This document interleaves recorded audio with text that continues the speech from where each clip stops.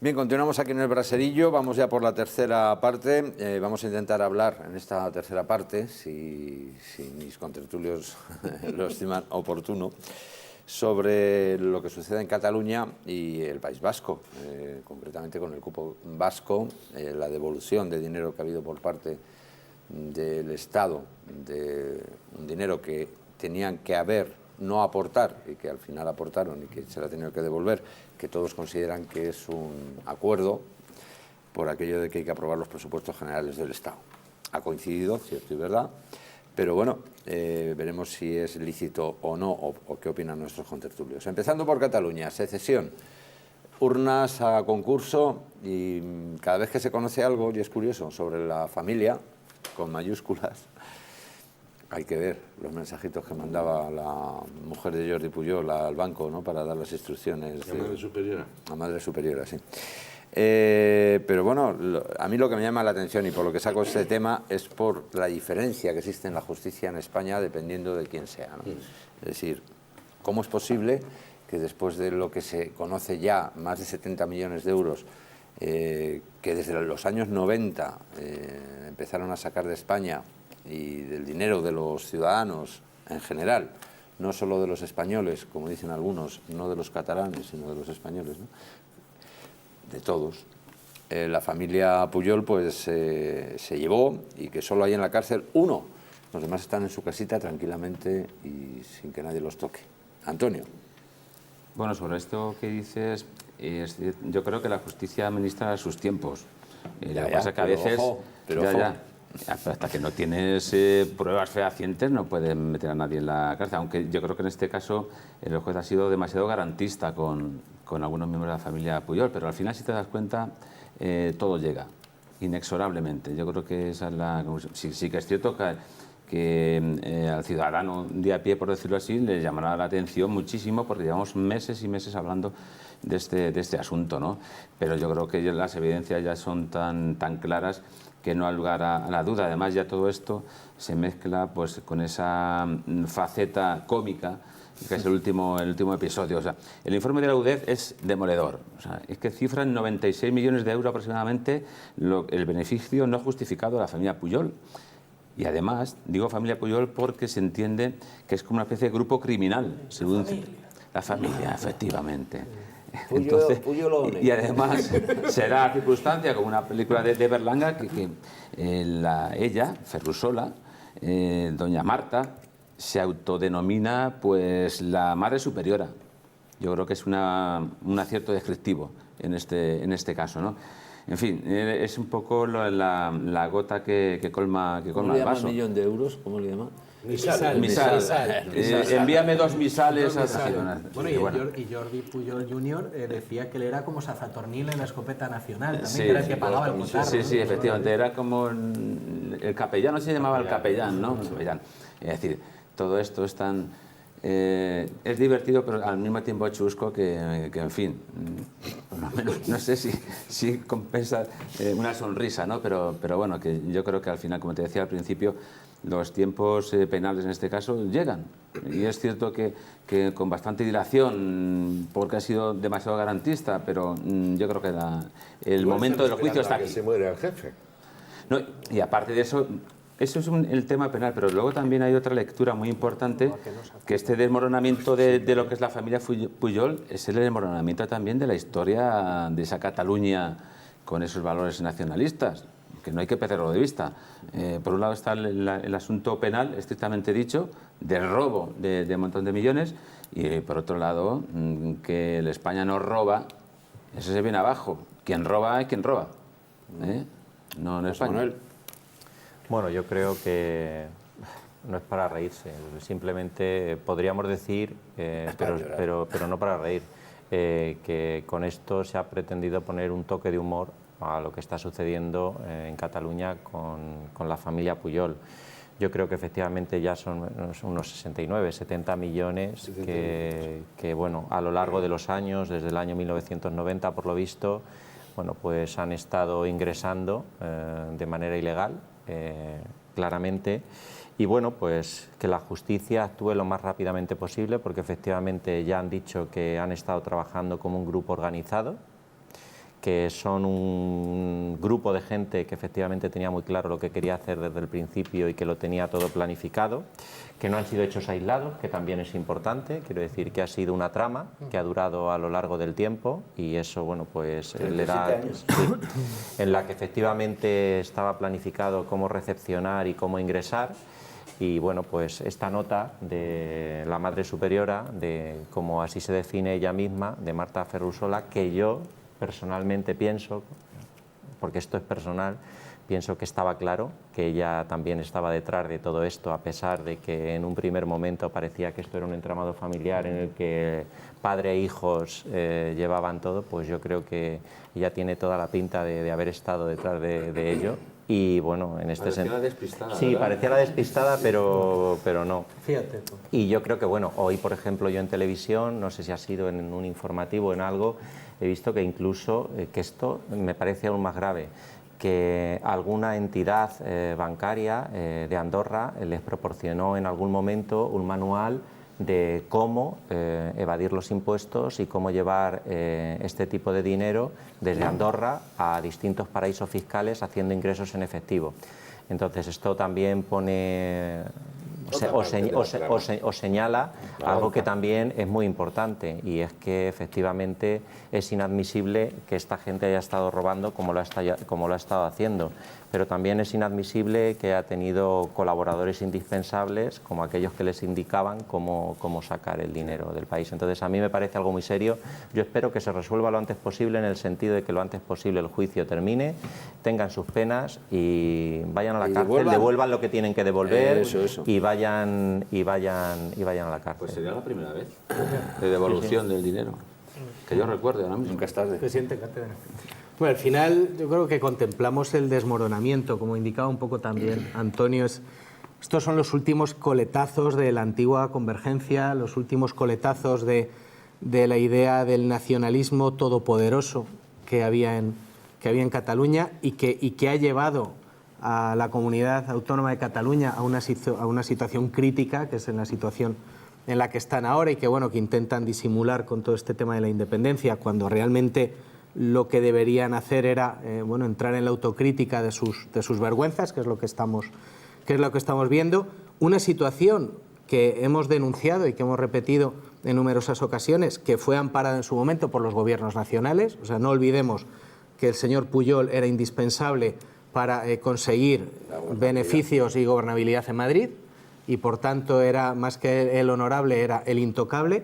Sigue siendo el intocable, ya lo denunció él y él amenazó con que si se movían las ramas podían caer las manzanas y parece ser que ese peligro de que caigan las manzanas pues ha frenado a más de uno.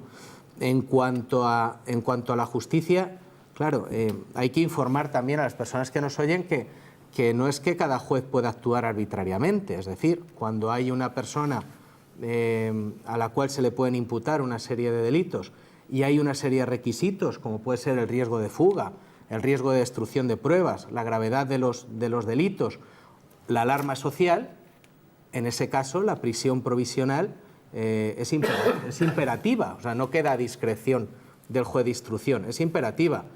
Claro, yo ahora, como quizá por la deformación jurídica que tengo, claro, yo veo y digo, hombre, alarma social, gravedad del delito, riesgo de fuga y riesgo de destrucción de pruebas, oiga, es que tengo las cuatro, tengo casi un póker. Y con ese póker no hemos visto una prisión provisional. ¿No hemos visto una prisión provisional porque hay cierto miedo a que sigan cayendo las manzanas?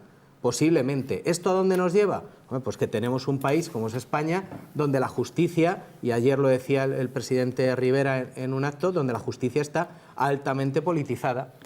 Y hasta que no tengamos una justicia libre e independiente que no esté atenta a llamadas de teléfono del fiscal de turno o del ministro de turno, pues hasta ese momento tendremos hechos que los ciudadanos no pueden entender. Es que nadie puede entender que los señores Pujol no estén en prisión. Pero eso no me cuadra, porque Ignacio González, que es del Partido Popular, no se le va a permitir la libertad ni bajo fianza por temor a fuga, por temor a eliminar pruebas, etcétera, etcétera. Y se sabe que la familia Pujol... No, ya han eliminado pruebas. Han eliminado pruebas, han blanqueado dinero mientras estaba todo el procedimiento, ya han hecho de todo. Entonces, Si el fiscal ha llamado para decir que los Pujol no los metan en la cárcel y no ha llamado para decir que Ignacio González no pueda salir bajo fianza, no me cuadra. Hoy había una noticia, donde parece ser que el número 2 de Interior avisó a González de que iban a ir a por él, ¿no? Es decir, lo que no podemos tener en este país son políticos interviniendo en la justicia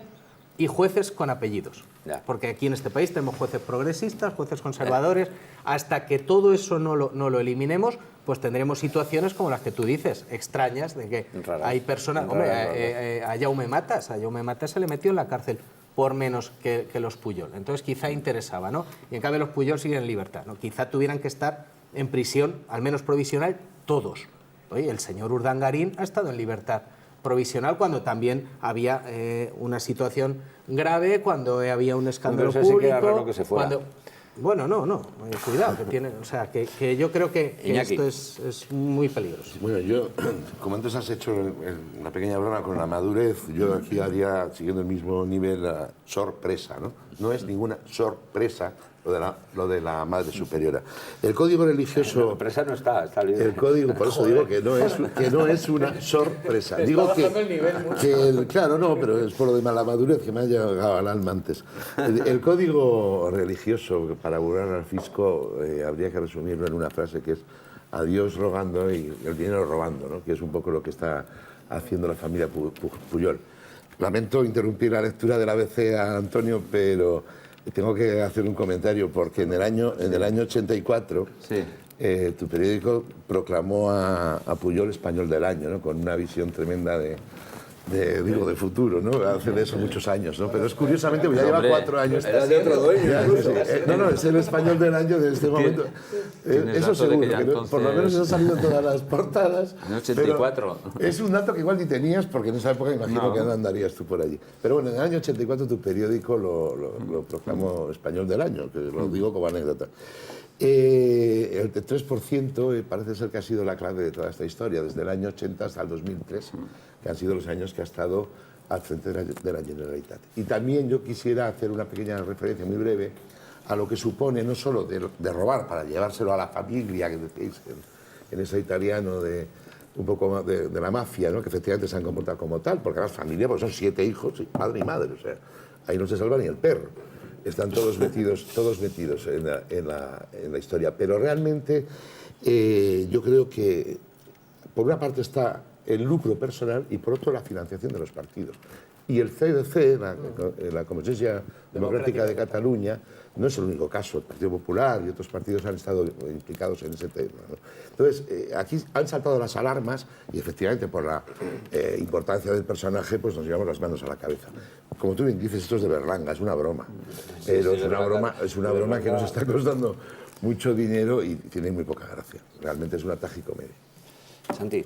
La verdad es que, gracia ninguna, yo me sumo a un cabreo permanente cada vez que hay un caso de corrupción o un caso de desfalco de dinero. Es decir, sobre todo, hablando de Cataluña, yo he dicho más de una vez y lo sigo afirmando, por desgracia, y los hechos lo contrastan, que es lamentable la situación de la clase política catalana, de un señor que ha controlado prácticamente la Generalitat durante 20 y tantos años, un señor que su partido ha tenido el caso del 3%, que su sucesor, el señor Artur Mas, está inhabilitado 2 años por desobediencia, que no puede ejercer un cargo público. La verdad es que es una auténtica vergüenza. Es una auténtica vergüenza y no debemos consentir que eso pase en nuestro país, que pase en España, y la justicia debe ser muy dura.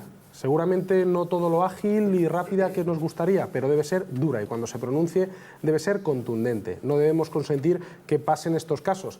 El gobierno catalán sigue comprando urnas, otra auténtica vergüenza. Es decir, pues hombre, yo creo que el fin está claro, ¿no? Es como decía antes el moderador, el que compra escopetas, pues hombre, para adorno no creo que sean, ¿no? Es decir, comprar urnas. Siguen en su afán, en su deriva independentista, en su vida hacia adelante, que no les va a llevar a ningún sitio, no les va a llevar a ningún sitio y que sinceramente lo que va a conducir al final es que los ciudadanos en Cataluña o se manifiestan claramente y les echan de las instituciones o van a tener un problema, porque mientras estamos hablando de la Madre Superiora, de las urnas, cuando no pagan viajes a políticos extranjeros para que vengan a ver a Cataluña. Abrir una embajada. A una embajada y luego les hacen declaraciones que no les gusta y terminan cabreados. Es decir, mientras se habla de todo eso, de esa auténtica vergüenza, que es lo que está haciendo un gobierno, no se está hablando de la sanidad catalana, de la educación catalana, de las infraestructuras que hacen falta en Cataluña. No se está hablando de nada de eso. De los impagos. Es lamentable, o sea, es lamentable, y la verdad, yo cuando he visto hoy la noticia, en ABC, la leía hoy Antonio, pues mi sensación no ha podido ser otra cosa que de cabreo y decir, bueno, esto ya nos están tomando el pelo, nos han tomado el pelo durante muchos años, diciendo que les robaba España, cuando quien se lo estaba llevando a manos llenas eran ellos, y no se lo dejaban en Cataluña, tanto catalanes que somos, que yo, además, y desde aquí de verdad, sinceramente, mi reconocimiento a los compañeros del PSC, porque tienen una tarea increíble allí con la situación que hay, pero hay algunos que hablan mucho de Cataluña, pero el dinero me lo llevo a Andorra o Suiza.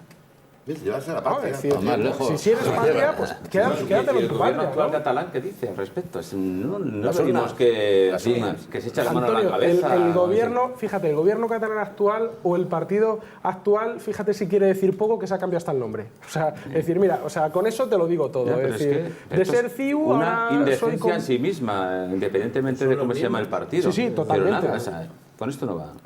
A mí me parece... Otras corrupciones son, en fin, denunciables, como tal, como efectivamente lo son, pero esa, para el gobierno catalán, nada, cero. Diego, cierra el caso. Es indignante, ¿no? Me sumo pero claro, es que volvemos, ¿no? Con la excusa, ¿no? del amor a una patria, a una nación, al final lo que está claro que a los que no quieren y a los que no aman y a los que no respetan es a los ciudadanos de sus territorios, ¿no? Y me parece que, bueno, yo creo que es buena noticia también que se esté juzgando y que los casos de corrupción salgan a la luz, porque a lo mejor, porque no quiere decir que porque no salgan a la luz no existan. Entonces, que salgan a la luz, yo creo que es que están las cosas funcionando, ¿no? Pero no deja de ser indignante, porque tanto en Barcelona, en Cataluña, como en Madrid, ¿no? Gente que nos está gobernando, Esperanza Aguirre, Ignacio González, gente que ha estado gobernando hasta hace 4 días,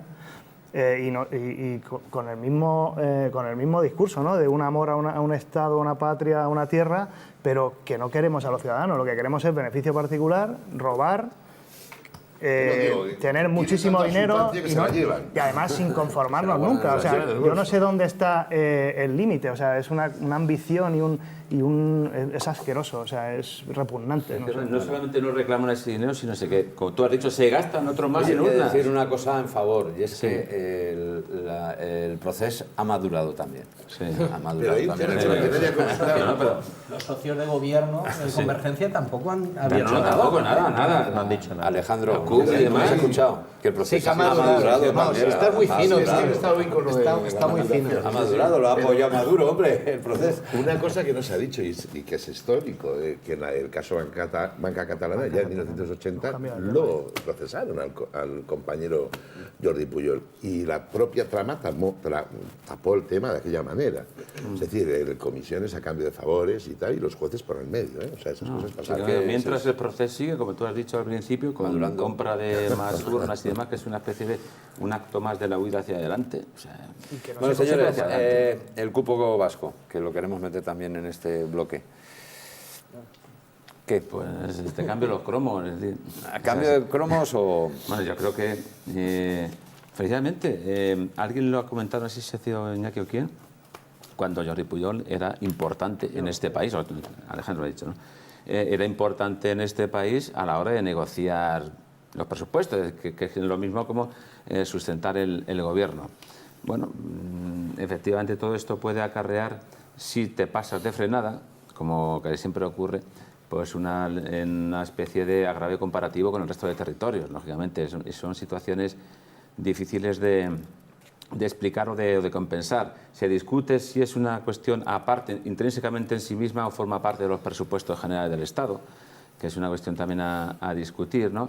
Pero, lógicamente, en este país hemos asistido a lo largo de la historia democrática a este tipo de cuestiones. Durante mucho tiempo, insisto, fue Cataluña, con Jordi Pujol de protagonista, quien se aprovechaba, se beneficiaba para su territorio de esa situación de privilegio, de proporcionar el apoyo suficiente al gobierno, Y en este caso ocurre lo mismo. Cuando estás en esa situación, pues el PNV en este caso lo que hace es, en fin, ponerse esas medallas que sirven a lo mejor para ellos, pero para el resto de territorios, insisto, yo creo que es difícil a veces de justificar.